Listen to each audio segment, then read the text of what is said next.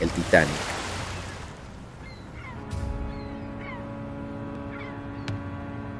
un nombre que evoca lujo, ambición y tragedia. Un gigante de acero que prometía ser indestructible, pero que terminó hundiéndose en las profundidades del Atlántico, llevándose con él más de 1500 vidas y dejando una cicatriz imborrable en la historia moderna.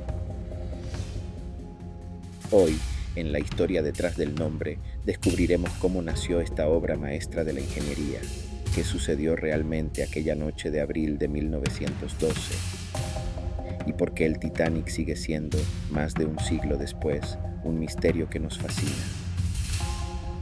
Antes de zarpar, recuerda suscribirte y activar la campanita, así no te pierdes ningún episodio donde revelamos la historia detrás del nombre.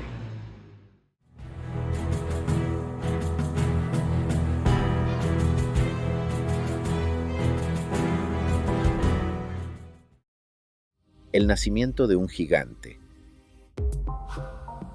A comienzos del siglo XX, el mundo vivía su era dorada de progreso.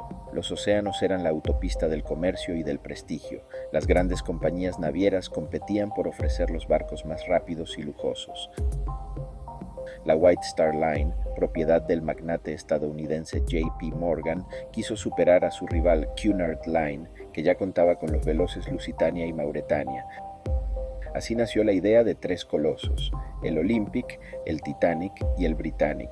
El Titanic se construyó en los astilleros Harland and Wolff en Belfast, Irlanda del Norte, entre 1909 y 1912.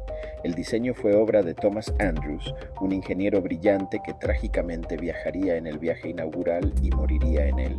El barco medía 269 metros de largo, 28 de ancho y pesaba 46.328 toneladas. Tenía capacidad para 2.435 pasajeros y más de 900 tripulantes. Era un verdadero palacio flotante, con gimnasio, piscina, baño turco, canchas de squash, suites de lujo, una orquesta y un comedor con capacidad para 500 personas.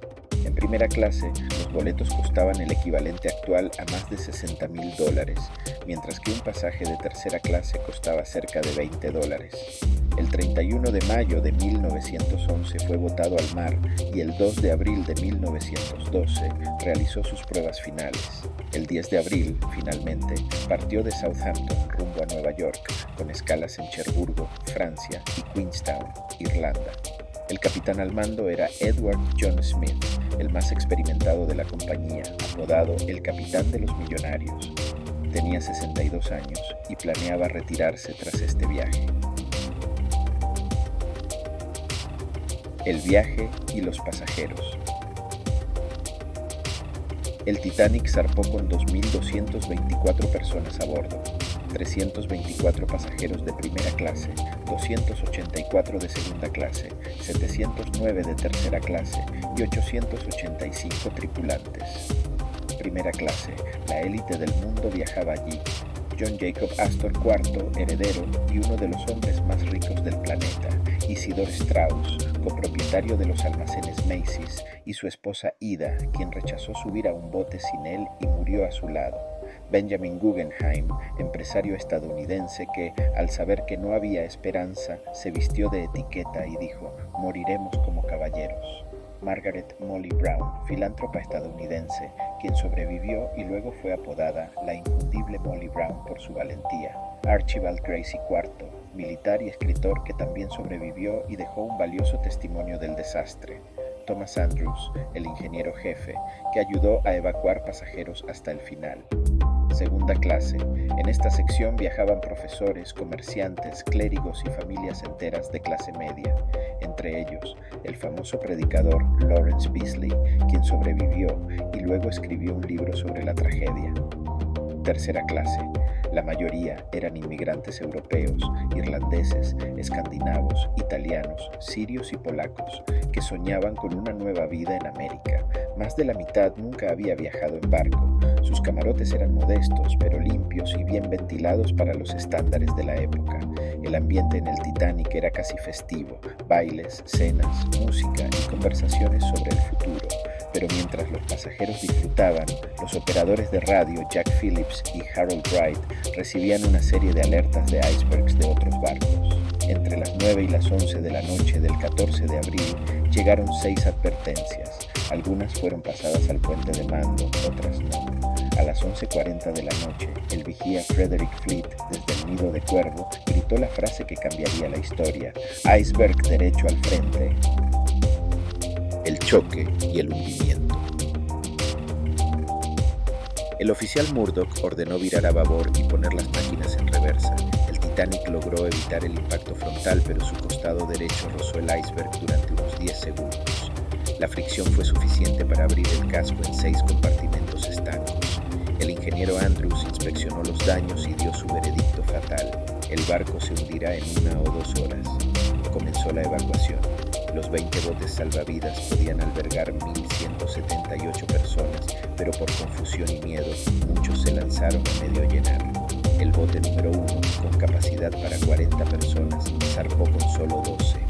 La orquesta del Titanic, dirigida por Wallace Hartley, tocó durante más de 2 horas para calmar a los pasajeros. Su valentía se convirtió en leyenda.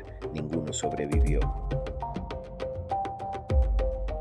Los relatos hablan de escenas de heroísmo y desesperación. El capitán Smith fue visto por última vez en el puente, desapareciendo con el barco. Thomas Andrews fue hallado ayudando a mujeres y niños a subir a los botes. Ida Strauss se negó a separarse de su marido. Donde tú vayas, iré yo.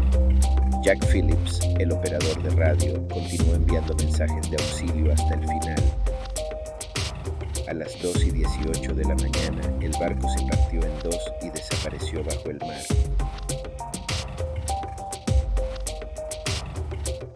$1,518 personas murieron, la mayoría por hipotermia, en el agua helada del Atlántico Norte.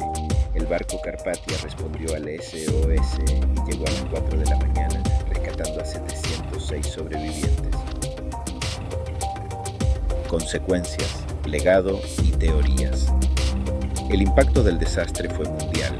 El Titanic era considerado el símbolo de la era industrial y su hundimiento demostró que la naturaleza siempre tiene la última palabra. Las investigaciones revelaron errores humanos y de diseño, la falta de botes salvavidas suficientes, el exceso de confianza y el acero del casco, que se fracturó con facilidad bajo bajas temperaturas.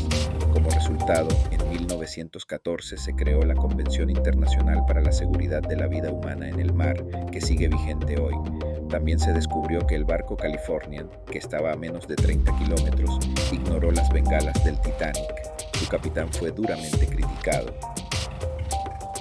Durante décadas, el barco permaneció perdido, hasta 1985, cuando Robert Ballard y su equipo hallaron los restos a casi 4.000 metros de profundidad, a unos 650 kilómetros de Terranova. Las imágenes mostraron un casco partido, cubierto de óxido, pero increíblemente preservado. Se han recuperado más de 6.000 objetos, entre ellos vajillas, relojes, ropa y cartas que revelan las historias humanas detrás de la tragedia. Y como toda leyenda, nacieron teorías de conspiración, que el Titanic fue reemplazado por el Olympic para cobrar un seguro millonario, que el desastre fue una conspiración financiera relacionada con la creación de la Reserva Federal de Estados Unidos, que llevaba una momia maldita en su bodega, una historia inventada pero persistente. Más allá de las teorías, el Titanic representa algo más profundo, la eterna tensión entre la ambición humana y la fragilidad de la vida. Hoy, los restos del Titanic se desintegran lentamente. Los científicos estiman que para el año 2050 el barco habrá desaparecido casi por completo, devorado por bacterias del océano.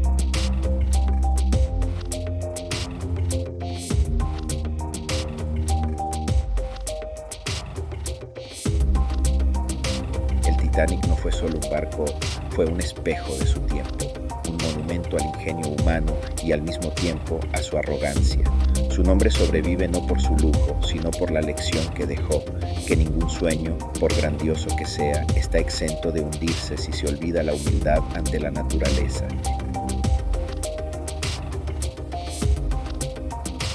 Gracias por acompañarnos en este viaje por las aguas del pasado. Suscríbete, deja tu comentario y nos vemos en el próximo episodio, donde seguiremos descubriendo los nombres que el tiempo jamás logró hundir.